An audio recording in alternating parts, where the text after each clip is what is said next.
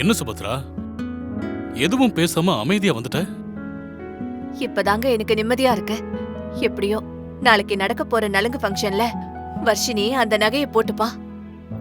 எனக்கு அதுவே போதுங்க. ஹால்ல அவ்வளவு விஷயம் நடந்தும் கூட நீ இப்படிதான் பேசுவியா சுபத்ரா? உனக்கு இசை மேல கோபம் இருக்கலாம், அவளை உன்னால மன்னிக்க முடியாம கூட இருக்கலாம். ஆனா அவ தப்பு பண்ணலன்னு தெரிஞ்சதுக்கு அப்புறம் நாம் இப்படி பேசுனது சரியில்லைன்னு உணரணும்.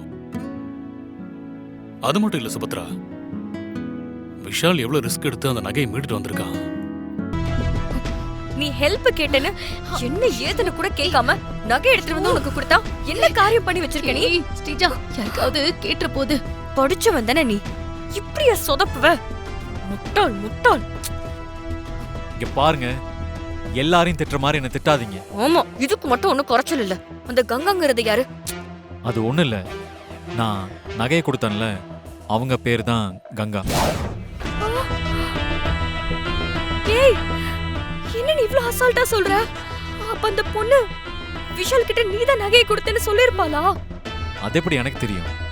ஏய், அது எப்படி உனக்கு தெரியுமா? ஏய், ஹால்ல விஷால் சொன்னதை கேட்டதானே? கொஞ்சம் விட்டு இருந்தா இசை கால்ல விழுந்து என்ன மன்னிப்பு கேட்க வச்சிருப்பான். எல்லாம் என்னோட நேரம். இவன் கேக்குறான்னு சொல்லி நகையை தூக்கி கொடுத்தல, உனக்கு இதுவும் வேணும், இதுக்கு மேலேயே வேணும். ஏய், உன்கிட்ட அந்த கங்கா நம்பர் இருக்கா? இருந்தா நகையை யார்கிட்ட கொடுத்தா? கொடுக்கும்போது என்ன சொன்னா? ஒருவேளை விஷால எங்கேயாவது பார்த்தாலன்னு சொல்லி கேளு. ஏய், போன் பண்ணி கேளு. இருங்க.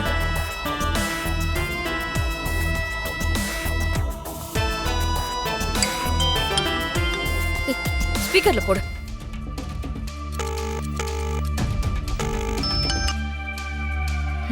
என்ன பழனி, கொடுத்த நகையை கேட்கறதுக்காக ஃபோன் பண்ணிருக்கியா?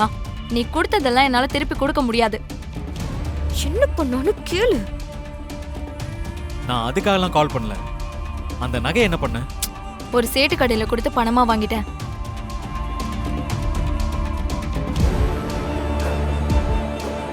ஏன், என்ன விஷயம்?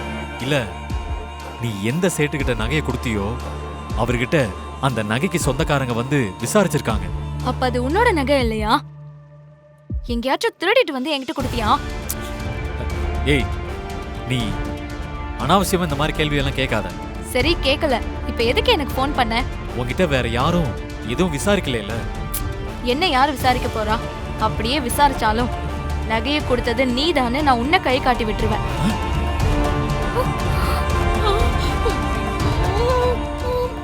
ஏய், அப்படிலாம் எதுவும் பண்ண வேண்டாம்னு அவகிட்ட சொல்லு. இங்க பாரு கங்கா, தயவு செஞ்சு அப்படி ஒரு காரியத்தை பண்ணிடாத. எனக்காக கொஞ்ச நாளைக்கு போனை சுவிட்ச் ஆஃப் பண்ணி வச்சிரு. நான் கேட்ட பணம் எனக்கு வந்துருச்சு. நீ என்ன தொல்லை பண்ண கூடாதுன்னு நான் சுவிட்ச் ஆஃப் பண்ணாலும் பண்ணுவேன். என்ன முதல்ல ஆளை விடு. ச்சே.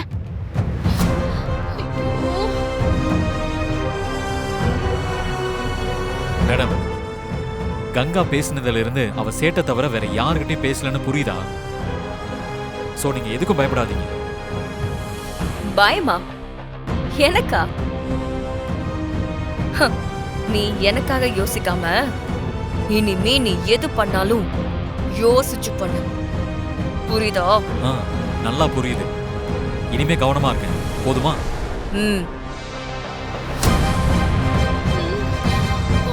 ஐயோ, இப்ப என்ன பண்றது ஸ்ரீஜா? இவன் நடந்துக்கிறதையும் வீட்டுல நடக்கிறதையும் பார்த்தா எனக்கு ஒரே பயமா இருக்கு. ஐயோ அக்கா, சும்மா புலம்பாதீங்க. ஒரு நிமிஷம் இருங்க, இதோ வந்துடுறேன். இவன் இப்படி சொல்லிட்டு போறான். ஐயோ, எனக்கு பயமா இருக்கே. அவன் கணக்கா முடிச்சிட்டியாடா? அவன் ஓவரா பேசுறானே, அதான். ஏய் மேடம், மேடம் மேடம் சொல்லுங்க மேடம். ஒன்றும் இல்லை, அசோக் எப்படி இருக்கான்னு கேட்க தான் கால் பண்ணேன். அவனுக்கு என்ன மேடம், வேலைக்கு சாப்பிட்டு ஜம்முன்னு இருக்கான் மேடம். சரி சரி, இன்னும் 2 நாள்ல இங்க கல்யாணம் நடக்க போகுது. இந்த கல்யாணம் முடிஞ்சதும் அவன் கதையை முடிக்க சொல்லியிருக்கேன். ஞாபகம் இருக்குல்ல? அதெல்லாம் ஞாபகம் இருக்கு மேடம். உங்க போனுக்காக காத்துட்டு இருப்பேன். கல்யாணம் முடிஞ்சதும் நானே உனக்கு ஃபோன் பண்றேன். அது வரைக்கும் அவனை பத்திரமா பாத்துக்கோங்க. Okay madam.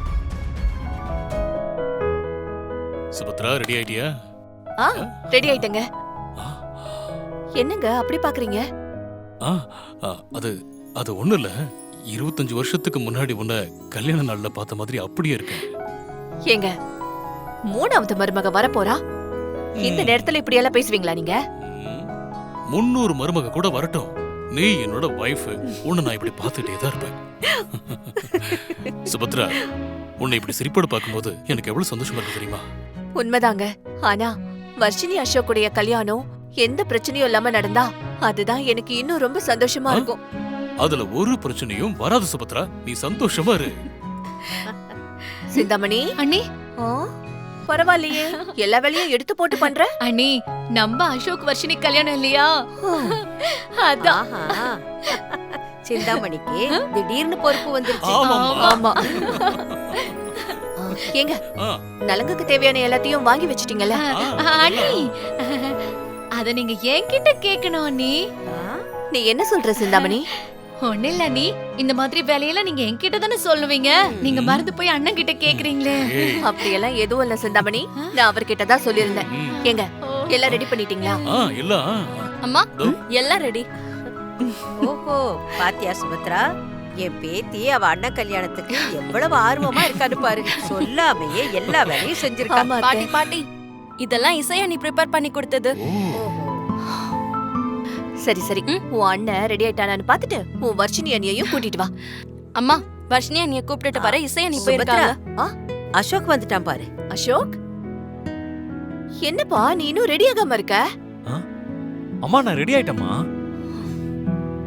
இதுவா ரெடி ஆனது? போய் இன்னும் நல்லா ரெடி ஆயிட்டு வா. அம்மா இது நல்லதானமா இருக்கு. ஏய், அசோக். என்னடா?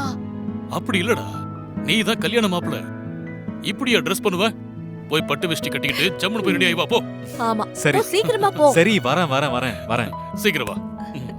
ஏங்க, சுபத்ரா, எல்லாம் ரெடியா இருக்கு. அசோக், இப்பதான் நீ புது மாப்பிள்ளை மாதிரி இருக்க. அதான் வேஷ்டி கட்டினா அந்த மாப்பிள கலையே வருது.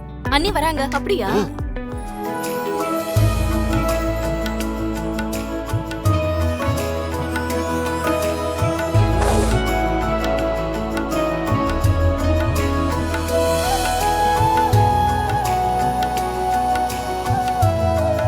ம், அவ முகத்தை பாத்தியா ஸ்ரீஜா? ஆமாக்கா, பார்க்க சந்தோஷமா இருக்கு. அதானே நமக்கு வேணும். உள்ள வாங்க.